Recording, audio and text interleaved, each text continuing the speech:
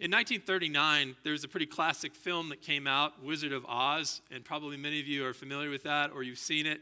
And in that film, it starts out with Dorothy, and Dorothy wants to get away from this living situation with her aunt. She feels like she could strike it out on her own and get into a better situation. And so she takes her dog Toto, and they stumble upon this guy named Professor Marvel. And he's a fortune teller, and he has a crystal ball, and he's very kind to her, but he's a little bit deceptive. He makes her think that he has these supernatural powers, and then when she's not looking, he starts to look through a few of her personal belongings and things like that to make some educated guesses about who she is and where she's headed and things like that.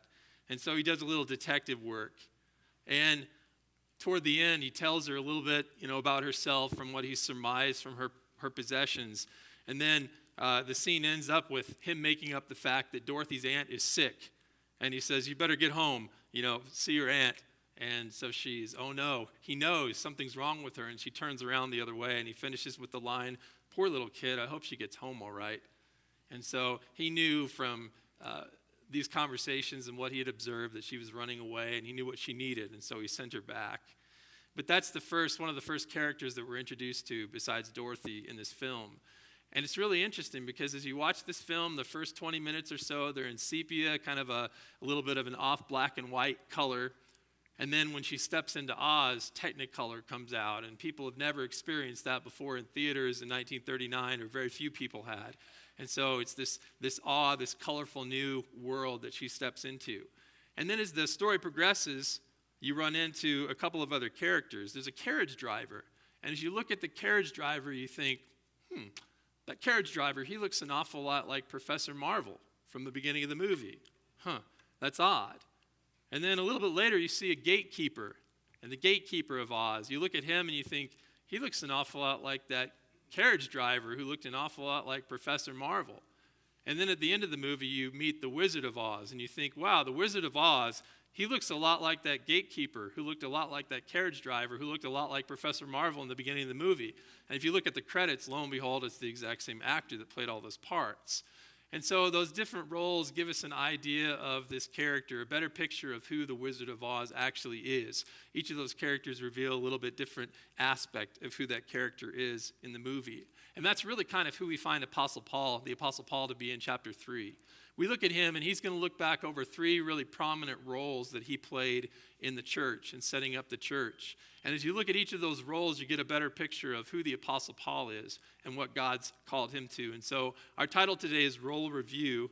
We're going to be looking at, again, some aspects of what God called the Apostle Paul to do in the church, in the early church, and how that relates to our church today. We'll be in Ephesians chapter 3, verses 1 to 13 this morning.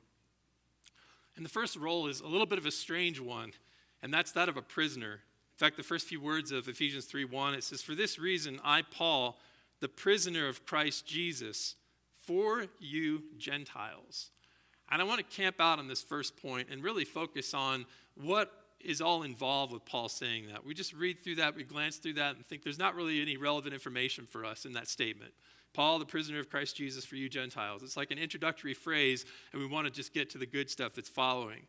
But I think if we stop and we pause here, we're going to realize a few very interesting things about that statement.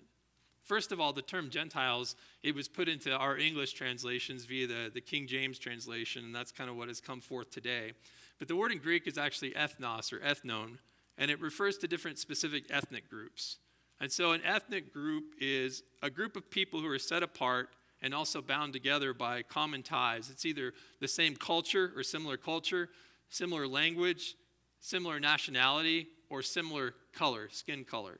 And all those different things can be aspects of somebody's ethnicity. Okay, so nationality, color, language, and culture, and all of that plays a part. And I hope that if we just pause here for a minute, we'll see the irony behind the statement that Paul makes. Why is he a prisoner of Jesus? For whose sake? For the Gentiles, for the different ethnic groups, for these different nations and cultures that comprise the Roman Empire of that present day. There is no respectable Jewish person in Paul's day that would ever become a prisoner for the sake of a group of Gentiles. The Jews had a very high opinion of themselves, their ethnicity, their culture, their religion. They were God's people, and everybody else around them was very inferior.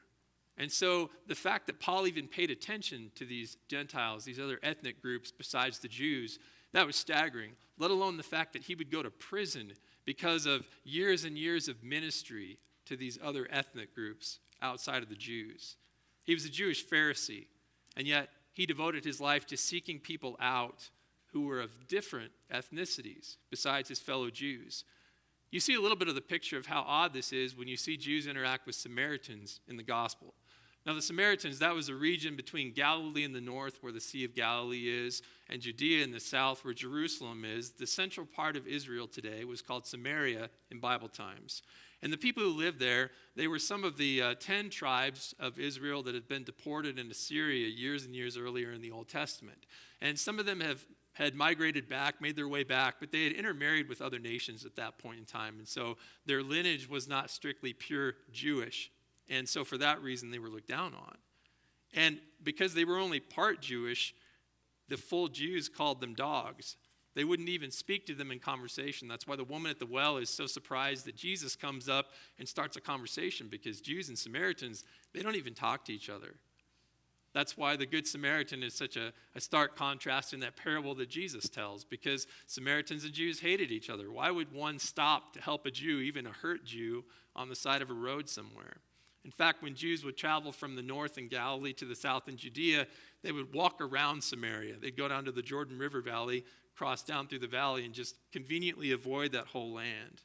And this is with relatives, people who are related to them, right? Think of how they handled all the other ethnic groups who had no relationship with them whatsoever. It was even worse. And there was a huge wall of separation. And Paul talked about that in chapter 2. In fact, we talked about that in the message last week. And yet we find where the Apostle Paul ministers to, the big area that he first focuses on is a region called Asia Minor. And Asia Minor is present-day Turkey. And in that area, there were remnants of 20 different ancient kingdoms with varying customs. Thrace, Phrygia, Galatia, Pontus, Ionia, Lydia, Assyria, Troy. Some of those names may stand out to you from history. And so each of these 20 different kingdoms, former kingdoms and empires, they had a little bit different cultural flavor. And so here's Paul, the guy that is a Pharisee, wouldn't go near someone who was not Jewish, not committed to the same laws and customs. And now God throws him into a land that's filled with 20 different kingdoms of people from different ethnic backgrounds, all in the same place, and says, I'm going to send you here to build a church. And I think that Paul had to overcome a lot of personal issues, a lot of personal bias and prejudice probably, to go into that area. Because again, he's thinking like a Jew, but yet God radically changed his heart, and it really affected the way that he reacted and the way that the church started to form. So as far as bias is a prejudice in favor of or against one thing or one group, usually in a way that's considered unfair. And so it's this group is, our group is better than your group, essentially. Prejudice is when you feel against someone solely because they're a part of the group. So because this person is a Raiders fan, I hate all Raiders fans, therefore I hate them, okay, something of that nature. That's prejudice. Only that's a lighthearted example, because the things that we use it for are much more personal in nature, right? And so Paul had some of those things, only his bias was against everyone who wasn't Jewish, and that's exactly who God sent him to. And his prejudice was against everyone who wasn't Jewish, and that's exactly who God sent him to. So this radically wrecked and altered his life and his way of viewing life. And yet Jesus, he so often does that to us. A second thing to mention here, the Greco-Roman world, it was actually filled with presumed connections between physical and mental qualities. So because you are this way physically, we're going to assume this about you mentally, or your maybe level of intelligence is a good way of putting that. And so maybe you've heard in the past, there wasn't this same sort of discrimination in the Roman Empire. There was in the Greek and Roman Empire. In fact, I want to read a portion, just some different examples from a paper. This is submitted by a man named Benjamin Isaac, who's done a lot of study in this area at Yale University. And this is what he said. Prejudice in ancient Greece and Rome commonly resulted from, and here's a few examples. First of all, a person's environment. If you lived in ancient Greece and Rome, you probably had a prejudice that people from cold countries, they had a lot of spirit, but they lacked a lot of intelligence. So if they were from the northern cold countries, they could survive and thrive, but they weren't very smart. You also probably believe that people from Asian countries were smart and intelligent, but they weren't very spirited. They were kind of more reserved. And that was something that, again, was a prejudice in that point in time throughout the Roman Empire. Secondly, a person's hereditary, their genes, their heredity, that was something that prejudice was based on. For example, they thought that Ethiopians were born with scorched skin and singed hair because they lived in a hot climate. And so because the parents endured the hot climate, those traits passed on to the kids. And if you know anything about genetics and biology, you know how misinformed that is. So that was a terrible prejudice that existed in the Roman Empire. Thirdly, a person's leaders. If somebody had disorderly leaders over their group or their city or their country, or somebody had really strict leadership, that was a sign that they were inferior people. And then finally, somebody's lineage. The Athenians in Athens were probably the worst at this. They thought that their offspring had descended essentially from the gods, and they had been put in the land since the very beginning of time. And so if they married with anyone who was not a pure-blooded Athenian, their offspring would be inferior. Okay? And so all these types of ideas were floating around the empire. And so not only did Paul have to overcome his own Jewish perspectives, his own Jewish prejudice and bias, but he also had to go into this Roman world where people in the church from different cultures also had different prejudices and biases, and try to, again, create a unified church. And our society, their society, our society, every society's perceptions, these ideas about people, they also seep into churches. And that was true in the early church, and it's true in our church today. We have a different history than the church in the early Roman Empire. Our history in the United States was very different, but since before our nation even became a country formally, churches have been segregated, and the basis largely has been ethnicity, ethnic origin. For example, in New England, and this is again in the 1700s, Native Americans who converted to Christianity under the Puritans, they were actually relocated. They were put into 14 towns called praying towns. And only the native believers lived in those towns, and only the Native American believers could worship together in those towns. And they were taught English mannerisms and customs because the believers at that time, the Puritan believers, thought our customs are the best customs. So everyone needs to learn our customs and our culture if they're going to call themselves a Christian. Not only that, in northern states, a lot of believers spoke out against slavery, but not segregation between different ethnic groups because they felt that marrying someone of a different ethnic origin was unchristian. Again, this is not a biblical idea, but this is something that a lot of Christians in the northern churches, again, in colonial America, they bought into. And then in the South, people used the Bible to actually justify slavery instead of speaking out against slavery and its abuses. And so all of these things largely created a divided church on the basis of people's ethnicity. Then we had something called the Civil War, which we thought would solve our problems, and slavery was outlawed, and there was this period of Reconstruction, but we found that it didn't necessarily have effects throughout all areas of society. In fact, many churches who had formerly been segregated in the North, many African American churches, sent missionaries down into the South to create African American churches in the South. Also, churches that tried to integrate people of different ethnicities found that there was still a lot of prejudice, a lot of comments, a lot of bias toward people, and so it wasn't necessarily a safe environment for them. It wasn't one that was protected. It wasn't one that they could worship in. And so even, again, in the Reconstruction and then throughout the late 1800s and early and mid-1900s in our own country, you had a lot of specific churches that were organized around ethnicity. White churches, they emphasized the Bible text. You know, let's focus on the Bible text and interpreting that and look at history. And a lot of the churches that were comprised of people of color, they focused on social injustices and racism because it's what they were dealing with at the time period. And you fast forward to today, some of these things that are happening in our nation and different groups of people, different ethnic groups of people, they're still talking about these different issues.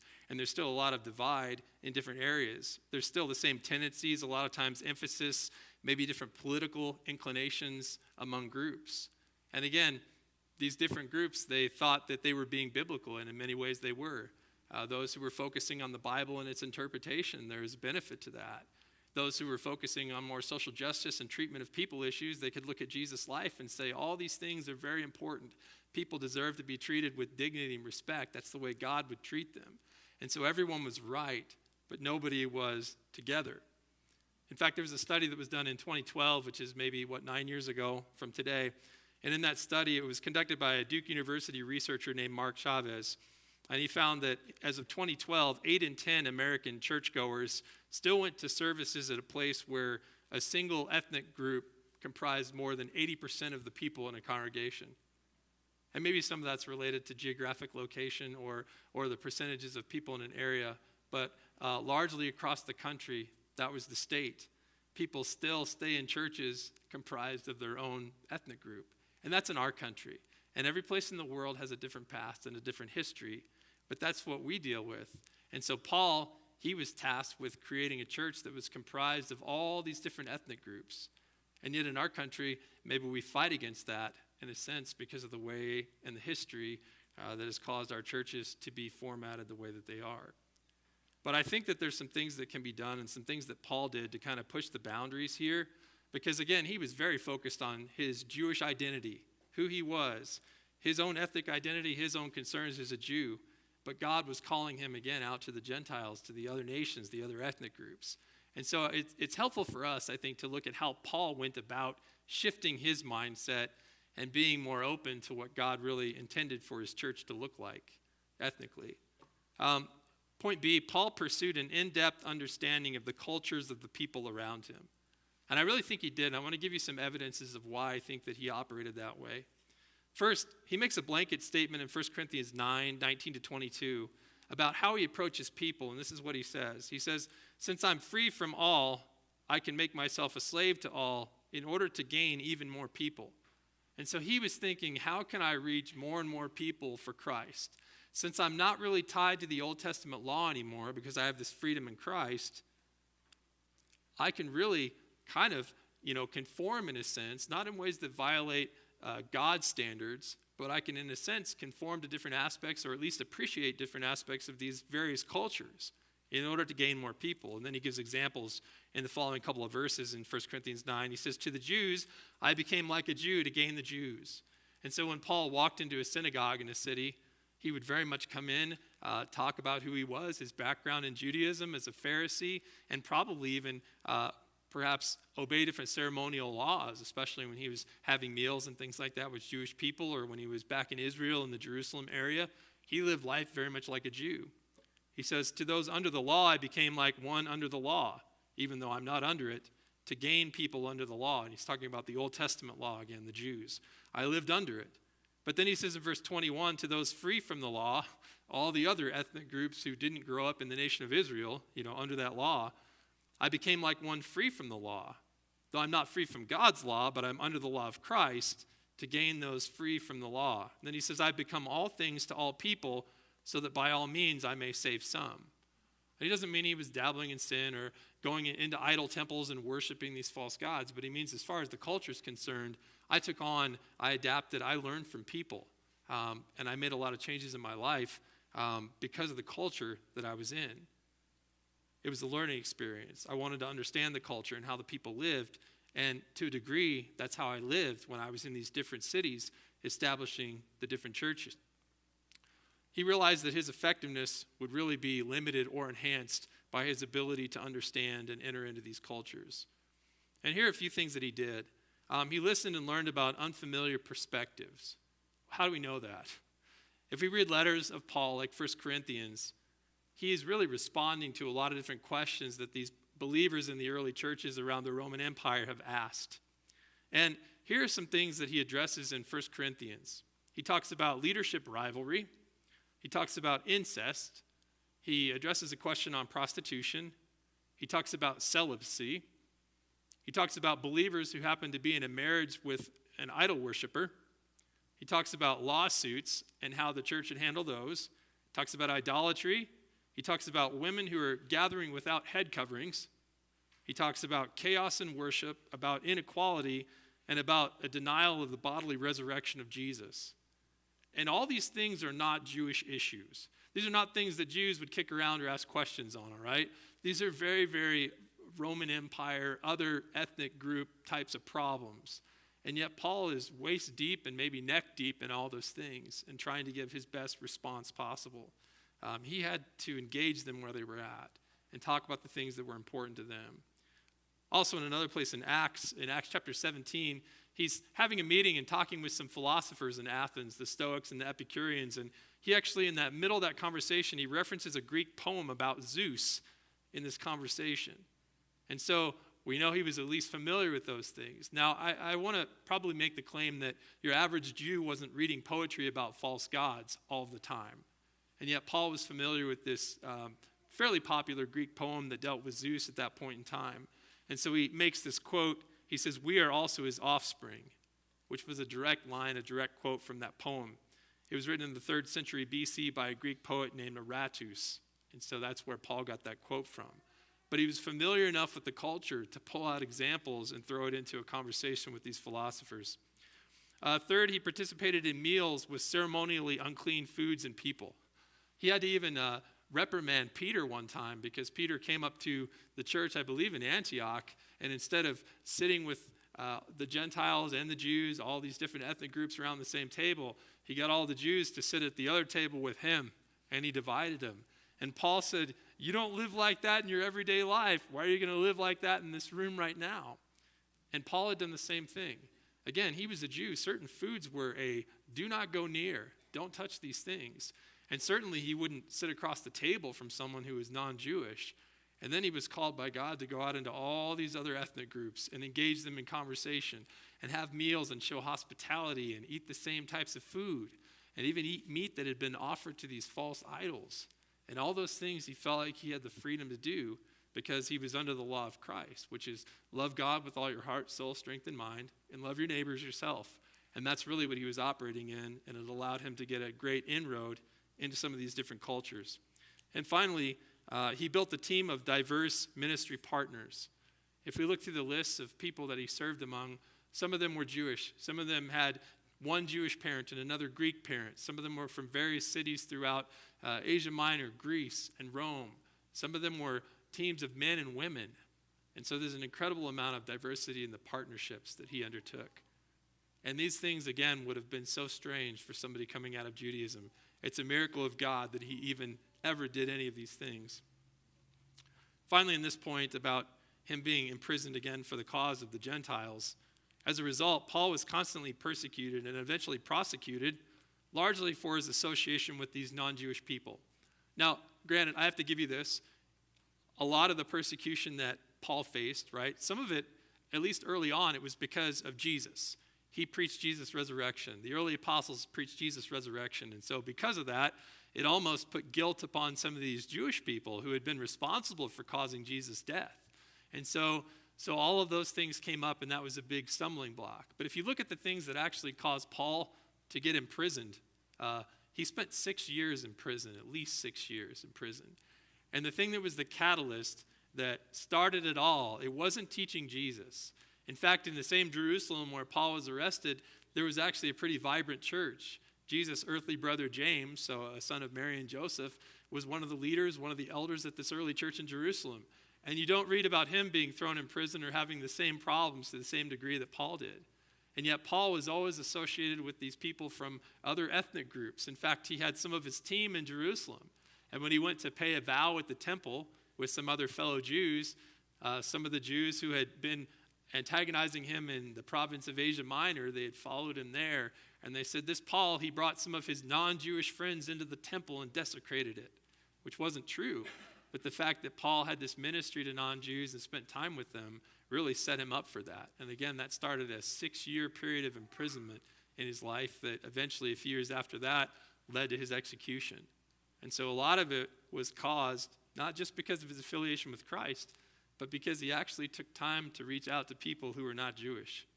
And so, again, what a price he paid, but the reason was to bring the rest of the world into this experience called the church.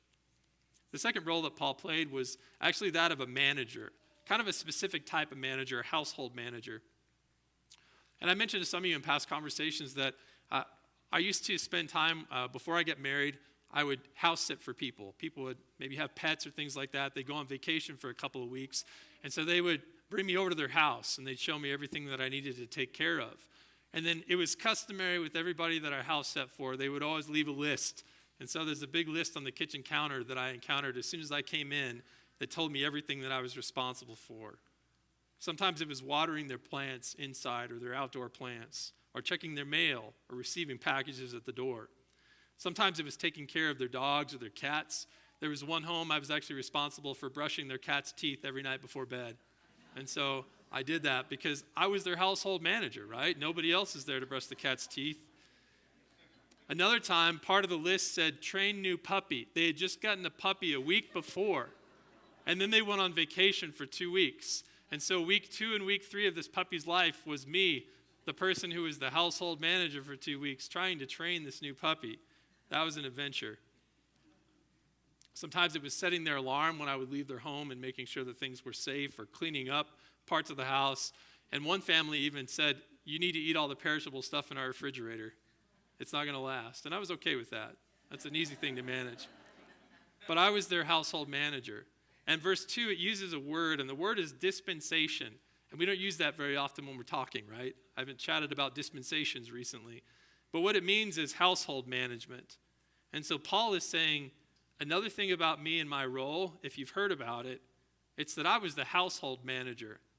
And I was the household manager for God. And my specific job was dispensing out God's grace that was given to me for you. And again, he's just been talking about the Gentiles. He just referenced them in the previous verse. And so he said, I'm tasked with distributing God's grace to you. And the way he did that was by establishing a multicultural church community. He brought people from Jewish backgrounds and people from so many different ethnic backgrounds in whatever town or city he was in, brought them all together under one roof or in one home or in one location in that city. And he established this multicultural church community. That was his responsibility. Everywhere you go, that's your task. That's your list, Paul. Multicultural church community. Not all Jews, not only exclusively people of other cultures, everyone together in one community called the church. And we see that in Acts 9 when Paul's called. God says, Saul is a chosen vessel of mine to bear my name before Gentiles and kings and Jews, all together in one church. And God's power is what makes that possible, because there is no Jew in their right mind that would ever set out on that adventure. And yet Paul did, which is why we have the church established and why we have the church even vibrant in the world today. Verse 3, it says, how that by the revelation he made known to me the mystery. And then he says, as I already briefly wrote about, by which when you read, you can understand my knowledge in the mystery of Christ. And so that sounds like a lot of jumbled words, but just kind of a little short summary of what that relates to. He says, I've already written about it. He's talking about what we talked about last week in chapter 2. Okay, he mentions this concept in the previous chapter, that it was God's will to, again, bring these Gentiles, these other ethnic groups, into this relationship with God. In fact, back in chapter 2, he said, remember that you, once Gentiles in the flesh, have been brought near by the blood of Christ, for he himself is our peace, who has made both one and has broken down the wall of separation. And when he says both, he's talking about Jewish people and non-Jewish people, one. But you have to realize that non-Jewish people, there's not a category for that, right? There's dozens and dozens of categories that make up non-Jewish people. Just like in this room today, is anyone here Jewish by descent? You have Jewish ancestry? No. Oh, one, okay. But everyone else, I'm guessing that you're not from the same ancestry, right? Your ethnic background is very, very dissimilar, perhaps. And so all those different groups and the Jewish people, again, all have come together. And Christ is what brought that peace about. Verse 5, it says, which in other ages was not made known to the sons of men, as it has now been revealed by the Spirit to his holy apostles and prophets. And so that was the mystery. And it was a mystery Israel never saw coming. Because even in the prophecies that were given in the Old Testament, it seemed to Israel like Israel was the gate. If you want to get to God, you got to come through us. And then with the church, God changed all the rules. And he said, you don't have to go through them. I have another plan to unite everyone. And that plan is Jesus Christ. It says in verse 6 that the Gentiles should be fellow heirs of the same body and partakers of his promise in Christ through the gospel, of which I became a minister or a servant, according to the gift of the grace of God given to me. That's again his household management right there, by the effective working of God's power. And so Christ came to bring people of every ethnicity together as heirs, family members, and participants. And it uses the word together. In fact, there's a prefix on each of those words, the word for heirs, the word for family members, or of the same body, you might say, it says in the text, or partakers. All those have the prefix soon, which in Greek is with, together with. And so all of this, it's unified.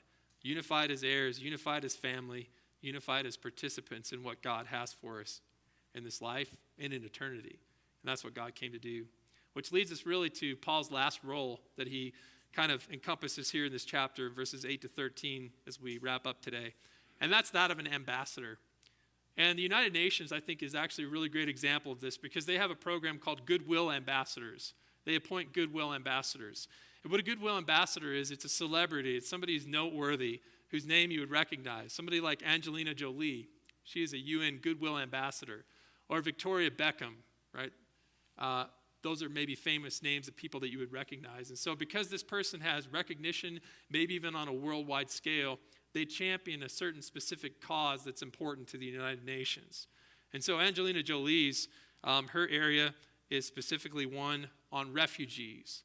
And so she champions the cause of refugees around the world and represents them on behalf of the United Nations. Victoria Beckham champions the cause of AIDS. And so she makes people aware about AIDS awareness and ways to help communities that are plagued by AIDS epidemics and things of that nature. So she's a champion for that cause. They also have Goodwill Ambassadors for habitat, for gender equality, for world food programs, world health, industrial development, and several different areas. And so those ambassadors, they champion a specific cause. And you could say that Paul was sort of God's goodwill ambassador on a level. He was championing a specific cause. And that was a diverse church community, one of Jewish people, one of so many different ethnicities besides the Jewish people that was all, again, together. And that was his cause that he was championing. He says in verse 8, "To me, who am less than the least of all the saints, this grace was given." So again, he's looking at it as, this is God's grace to me. This is so undeserved. But God put me in this role as an ambassador to reach beyond the Jews, beyond Israel, to connect everyone from every background through a relationship with Jesus Christ to God and each other. But he says, who am less than the least. It actually means smaller than the smallest. That's a literal translation here. And that's how Paul sees himself. I was the smallest of the smallest. And again, he didn't see himself that way as a Jewish person. He is actually really confident. He was really cocky. He looked at all of his righteousness and all of his personal achievements, and he had them all cataloged, and he talks about them in Philippians chapter 3 if you ever want to look at them. That's his resume as a Jew. And he says, you know what? Like, all that stuff, that's like garbage. I am smaller than the smallest. In fact, do you know what the name Paul means? Paul means little. Paulos means little. So that was a nickname that he took on. That was his Greek name. I'm just the least. I'm the smallest of the small.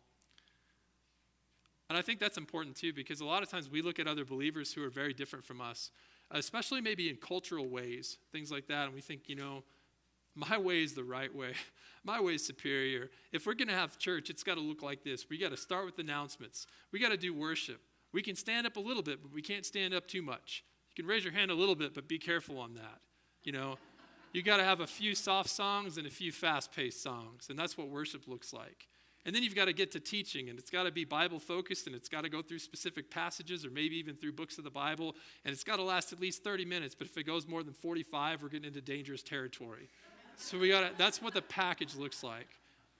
That's what church looks like. And then when we relate with each other throughout the week, you know, this is our small group format and how it works.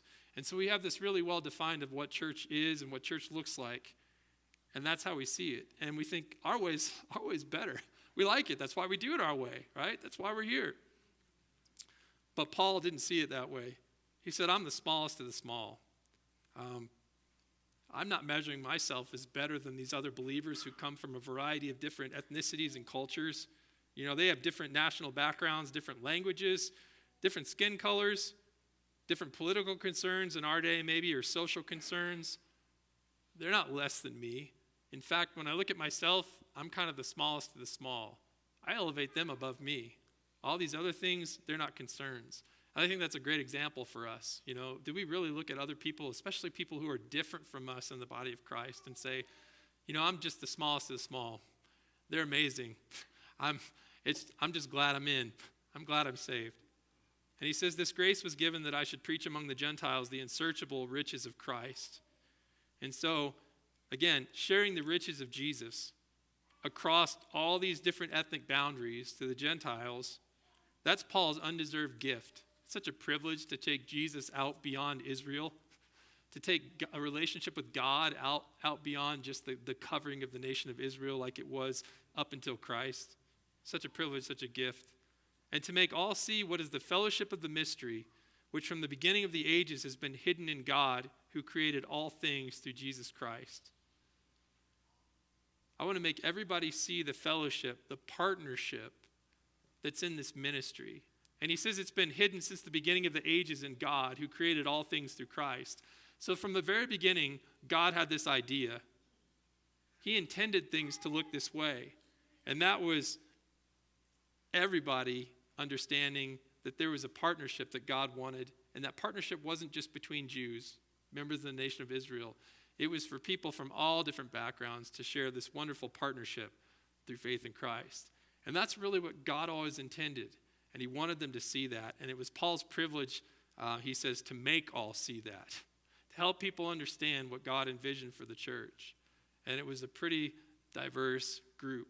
Verse 10, to the intent that now the manifold wisdom of God might be made known by the church to the principalities and powers in the heavenly places, according to God's eternal purpose. This is interesting because principalities and powers is used about 3 or 4 different times in Ephesians, and it always refers to the angelic realm. So it's not God, it's not people, but it's these angels, the holy angels and the fallen angels who are these powers who are kind of moving around the atmosphere and the air and maybe in heaven as well, back and forth and things like that. And so God wanted to surprise them, surprise his angels. He wanted them to know about something. And that was about his wisdom. And the word he uses for it here, it says in the passage, his manifold wisdom. Sounds like a car part, right? But manifold, it means multicolored, multifaceted. It's sort of like what happens when you shine light into a prism and it spans out into the rainbow, right? That's what it really means. Or like an intricately woven rug that has so many different colors of thread, but yet is all woven together. And he says, I wanted the angels to see that my wisdom is multifaceted, multicolored, because my church is multifaceted. It's a diverse church. It's a multicolored church, if you will. And so by having this diverse church, the angels could see, wow, God had a few surprises up his sleeve. Isn't he a wise God that he could take all these different people in the world and figure out a way to unite them? This is a miracle. We never saw that coming. These people are so divided on earth. What could ever bring them together? And yet here was God's answer, and the answer was the church. And Paul was the messenger of that. As we finish up in verses 12 and 13, it says, in whom we have boldness and access with confidence through faith in him, in Christ. So, again, through Christ, we're supposed to have boldness. And that word's literally translated free speech. So you can speak freely, okay? And access, unrestricted access, and also confidence before God. Those are great things to have, right? That we can come before God and we can speak freely. And we can have unrestricted access. And we can be confident in the things that we pray to God about. That's what that relationship is intended to look like. But I think it's interesting how we can have that type of relationship with God, but oftentimes it's hard to have that type of relationship with other people in this room, right? With people who are different from us in the church. How often can we speak freely to people around us in our church congregations and families? How often do we have an unrestricted access in our churches to one another? How often can we be confident, truly confident before each other in our church? We can before God, but we can't before each other. What's wrong? How are we not really living up to what God wants us to live up to? How have we maybe settled for something that's less than what we could experience as a church family as well? Not only should we have these things before God, but we should have them before each other. And so Paul wraps up and he says, therefore I ask that you don't lose heart at my tribulations for you, which is your glory. And so he says, don't lose heart. I'm suffering. And the reason I'm suffering, it's for you, Gentiles. All of you people of different ethnic backgrounds who aren't Jewish like me. That's why I'm suffering. But he says, don't lose heart. Don't be discouraged.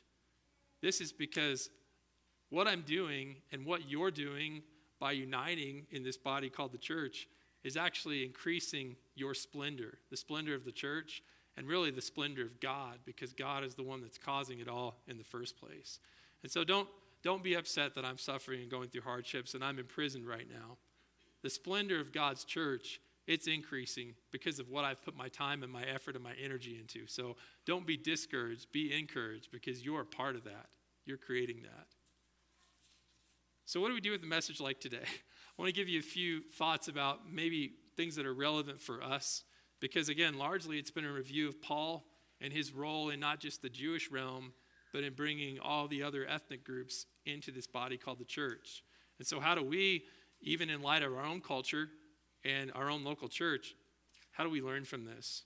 First of all, understand that Jesus always desired for his church to be a community where people of every ethnicity could serve him in partnership, be understood and loved, speak freely, experience unhindered access, and feel confident. So that's what God's ideal would be if you were to sit him down and ask. That's what he talks about in this passage. That's what he sent Paul to do. And so he wants that type of environment to exist here. Secondly, as individuals, we each have to make an intentional effort to confront our own perceptions and prejudices. Maybe we have grown up hearing certain things or feeling certain things or believing certain things about different groups of people being inferior to us. And so like Paul, that's been our life story. And so we have to search our soul and just be real with ourselves and say, how do I feel about people who are different from me, who come from these different ethnic backgrounds? Is there anything that I need to take care of? Do I have some underlying prejudice that's hindering me from relating with people? Secondly, seek out friendships with people of various ethnicities. Even within our church here, you can find people who aren't exactly like you and who come from some very interesting cultural backgrounds. We have people here who are Hispanic. We have people here who are Filipino. We have people here who are Navajo, and that's just in the room today. We have people here from a variety of different European and Latino backgrounds as well. And so every place has a little bit different feel and a little bit different culture, and so we can learn about those things from each other. And maybe over time, the diversity that we see will be enhanced even more. But seek out friendships with people who come from different backgrounds from you. I remember just a real quick example. There was a time when Christine and I, we felt very privileged because Leroy and Alta invited us to a celebration. The Navajo have a celebration of the first laugh of a baby. And so we were invited, I think, a couple different times to their grandkids' first laugh celebrations. And that was such a neat thing to be a part of, because in our culture, we didn't have anything like that. And so we so appreciated being able to share in that. And there's so much beauty in learning from each other and experiencing things that each other have to offer. Also, listen to, learn about, and value other cultures and perspectives.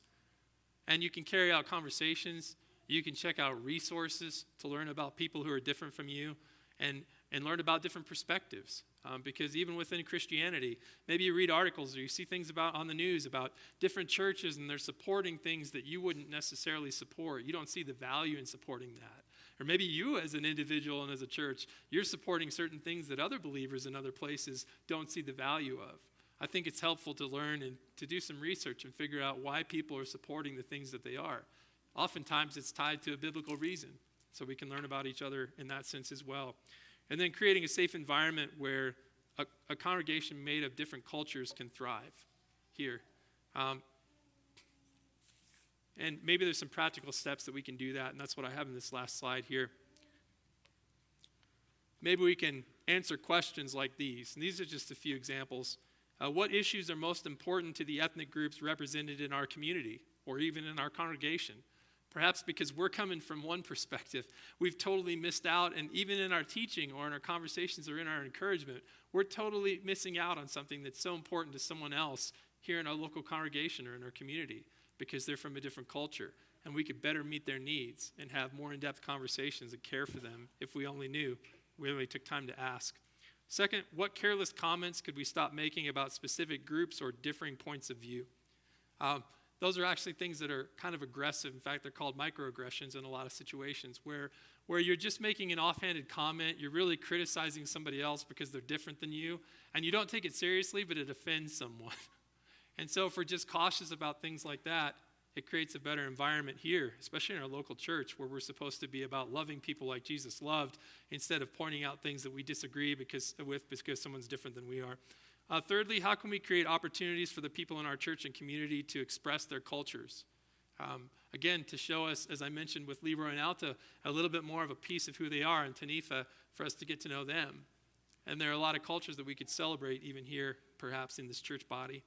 How can we modify the style of our services, worship, and events to better welcome a diversity of people? Again, because our services, they look a certain way. They're pretty predictable. But are there some changes that we could make to make this a more welcoming environment for a broader group of people? Perhaps. And then how can we build a team of diverse ministry partners? Whether we're getting involved personally or whether we're connecting with different ministries here or abroad, or whether we're bringing people, into our community or even on staff at some point, how can we better create an environment that produces the kind of church that Jesus set out to do?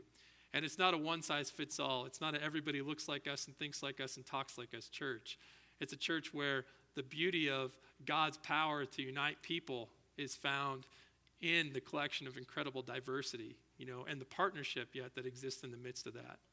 Let's go ahead and pray today.